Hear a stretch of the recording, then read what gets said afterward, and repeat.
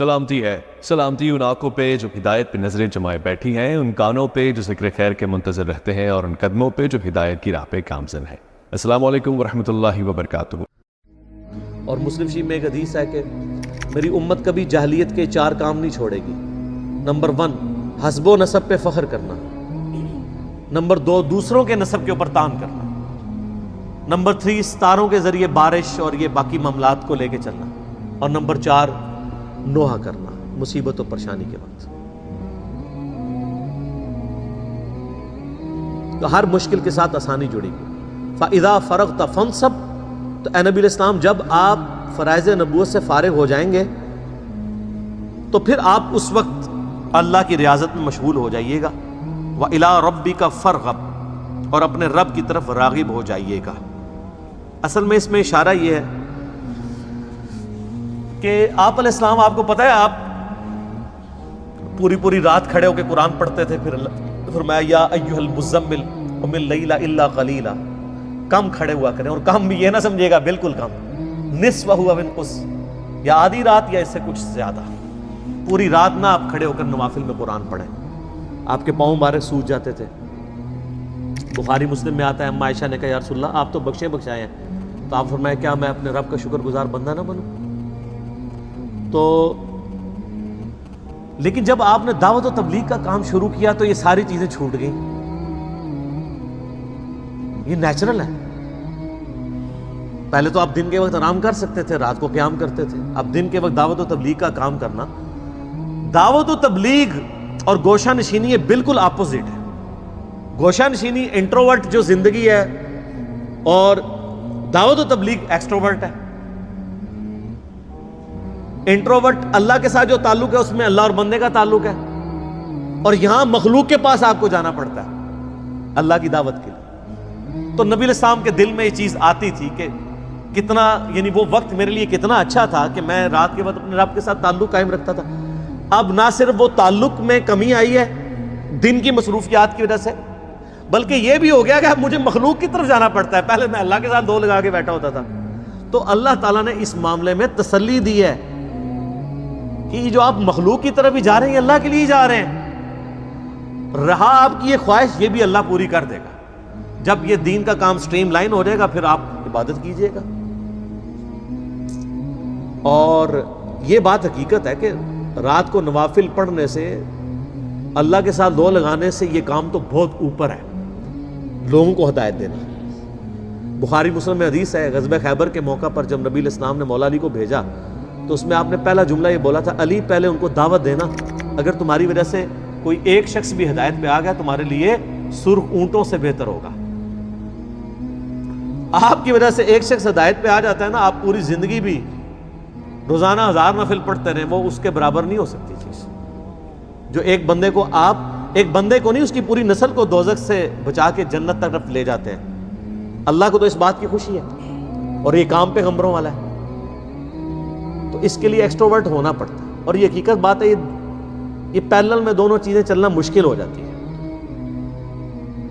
اور بعض لوگ اس کی وجہ سے دعوت و تبلیغ کا کام بھی چھوڑ دیتے ہیں۔ دعوت و تبلیغ کے کام میں مصیبت بھی بہت بڑی ہے، لوگوں کی آپ کو تکلیفیں اٹھانی پڑیں گی، لوگ آپ پہ تانے کریں گے، لوگ آپ کو مارنے پیٹنے پہ بھی اتر آئیں گے، آپ کے اوپر کمنٹس بھی پاس کریں گے، گھر والوں سے آپ کو جو ہے وہ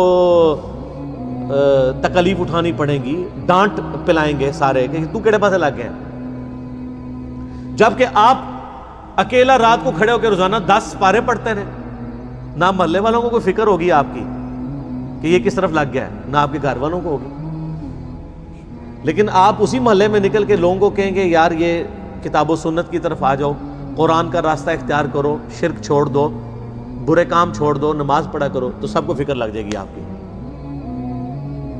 اس سے بھی بڑھ کے آپ بے نمازی ہوں، آپ کو کسی نے نہیں کہنا نماز پڑھو، لیکن آپ نماز میں رفع دین شروع کر دیں تو بے نمازی بھی آپ کو سمجھانا شروع کر دیں گے، اور تو کیڑے پاسے لگ گئے ہیں۔ فرق دیکھا آپ نے؟ یہ یعنی ان کے گمراہ ہونے کے لیے اتنا ہی کافی ہے کہ وہ بے نمازی جو خود نماز نہیں پڑھتے، اگر کوئی سنت کے مطابق نماز شروع کر دے اس کو سمجھانے لگ پڑتے ہیں، اور جب وہ نماز نہیں پڑھ رہا تھا اس کو کوئی نہیں آ کے سمجھاتا کہ تو نماز نہیں پڑھتا، اور اگر وہ پڑھنا شروع کر دے سنت کے مطابق تو سارے بے نمازی بھی سمجھانا شروع کر دیتے ہیں۔ اس سے آپ اندازہ لگا لیں کہ دعوت و تبلیغ کا کام بہت مشکل کام ہے. یہ تو آپ کو آگے جا کے پھر سمجھ آئے گی نا جب سورۃ العصر شروع ہوگی. تو اللہ تعالیٰ نے اس کو obligatory رکھا ہے. یہ خالی ڈنگ ٹپاؤ کام نہیں ہے. یہ جنت میں جانے کے لیے 4 بنیادی شرائط ہیں. الا الذین آمنوا وعملوا الصالحات, یہ تو سارے پوری کر رہے ہیں. اصل شرائط اگلی 2 ہیں. وتواصوا بالحق, حق بات کی تلقین کرنی ہے. وتواصوا بالصبر, پھر پھینٹی لگے گی صبر کرنا. یہ پھر آپ کو پھر حسینی بننا پڑے گا اس کے لیے. آپ دیکھ لیں پوری دنیا سے لوگ حج کرنے آ رہے ہیں اور حسین علیہ السلام حج کے دنوں میں حج چھوڑ کے کوفے جا رہے ہیں. کیوں؟ ان کو پتہ تھا یار یہ حج تو بڑے آسان ہے, جو کام میں کرنے کے لیے جا رہا ہوں وہ کام امت لیول کا کام ہے, وہ اس حج سے بڑھ کر. تو وہ بظاہر لوگوں کو حج اور عبادتیں بڑی نظر آ رہی ہوں گی اور حج کے دنوں میں وہاں سے چھوڑ کے جانا یہ معیوب لگ رہا ہوگا, لیکن جن کو دین کی یعنی اصل روح کا پتہ ہوتا ہے ان کو پتہ ہوتا ہے کہ دعوت و تبلیغ کا کام, اعلان حق کرنا, جابر حکمران کے سامنے کلمات حق بلند کرنا, یہ سید الشہداء اسی لیے تو ہم کہتے ہیں. مستدرک الحاکم کی حدیث ہے سید الشہداء حمزہ ابن عبد المطلب ہے, اور وہ شخص بھی سید الشہداء ہے جو جابر حکمران کے سامنے کلمہ حق بلند کرے اور اسے قتل کر دیا جائے. اسی حدیث کے تحت ہم حضرت حسین ابن علی کو سید الشہداء کہتے ہیں. اور صرف حسین ابن علی نہیں, قیامت تک سید الشہداء چلیں گے. جن جن لوگوں نے اپنے اپنے زمانے میں کلمہ حق بلند کیا اور ان کو قتل کیا گیا وہ سب سید الشہداء ہیں. امام حنیفہ رحمہ اللہ سید الشہداء ہیں. قاضی القضاء کا عہدہ قبول نہ کرنے کی وجہ سے, حکمرانوں کے خلاف بغاوت کرنے پر, سیدنا نفس زکیہ علیہ السلام کو فتویٰ دینے پہ, کربلا کے بعد ایک اور کربلا بھی ہوئی ہے, اس میں حضرت نفس زکیہ تھے, حضرت حسن ابن علی کی اولاد میں سے. ان کے حق میں امام حنیفہ نے فتویٰ دیا تھا, اس کی پاداش میں امام حنیفہ کو بھی جیل کاٹنی پڑی اور زہر کا پیالہ پینا پڑا. سید الشہداء ہیں. امام نسائی رحمۃ اللہ علیہ ناسبیوں کے خلاف انہوں نے خصائص علی کتاب لکھی, مولا علی کے فضائل پہ 194 احادیث, شہید کر دیا گیا. سید الشہداء ہیں. سید الشہداء قیامت تک رہیں گے, حتیٰ کہ صحیح مسلم میں حدیث ہے جو دجال کے خلاف وہ مؤمن کھڑا ہوگا جسے 2 ٹکڑے جس کے دجال کرے گا, وہ اپنی اس وقت زمانے کا سب سے بہترین شہید ہوگا. 2 ٹکڑے کروا کے بھی دجال جب اسے زندہ کرے گا کہے گا اب میرے پہ ایمان لا, میں تیرا خدا ہوں. وہ کہے گا نہیں تو دجال ہے, میرے نبی کی حدیث مجھے پہنچی ہے, تو دجال ہے.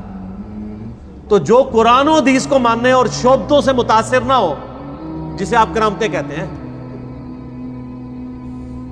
وہ ہوتا ہے سید الشہداء. اور جڑی گل ویکھے اتھے ہی ڈگ پوے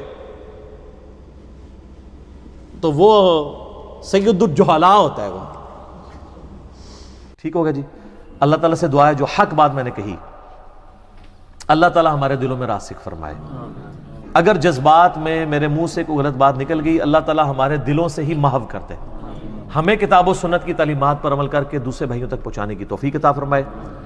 سبحانک اللہم و بحمدک, اشہد ان لا الہ الا انت, استغفرک و اتوب الیک, وما علینا الا البلاغ المبین. جزاکم اللہ خیرا و احسن الجزاء.